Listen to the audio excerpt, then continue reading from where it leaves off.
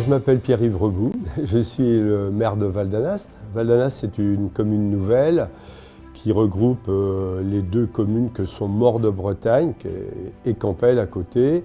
Donc une commune, on a 4100 habitants à peu près, 7800 hectares de superficie, ça veut dire que c'est une vraie commune rurale avec beaucoup de chemins et beaucoup de fleurs. Le projet d'aménagement de la motte féodale fait partie d'un tout.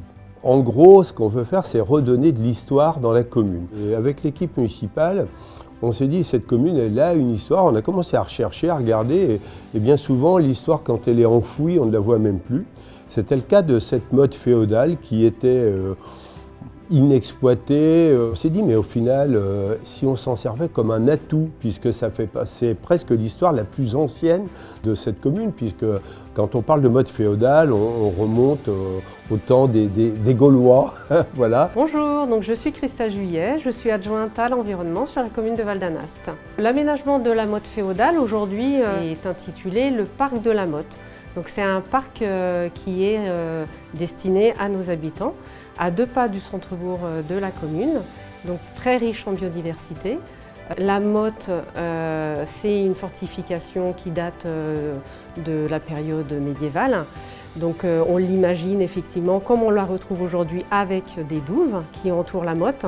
On veut justement la rendre à l'image de ce qu'elle était dans cette période du Haut Moyen-Âge, de manière à ce que les enfants puissent également avoir un vrai terrain de jeu.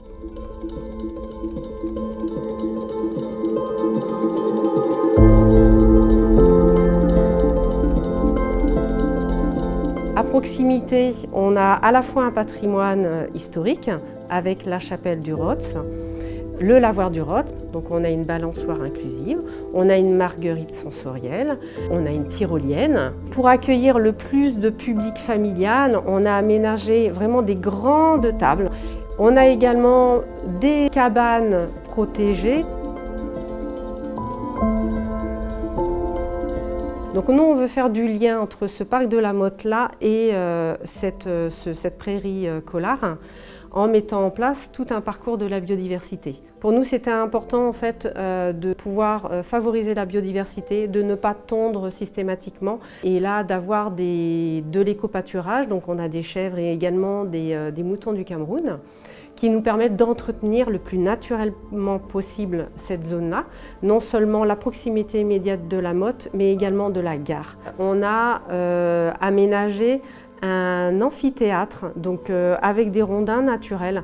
Donc cet amphithéâtre-là permet aussi à un public de pouvoir faire des petites scénettes, jouer de la musique. On a vraiment des équipements qui sont adaptés et chacun en fait peut trouver son domaine. Quelque temps avant l'inauguration, 2 habitants de la commune spécialisés, un dans l'entretien de l'environnement et l'autre dans le travail du bois, se sont proposés de faire un banc qui est magnifique, un banc en forme de A, comme le A de Anast.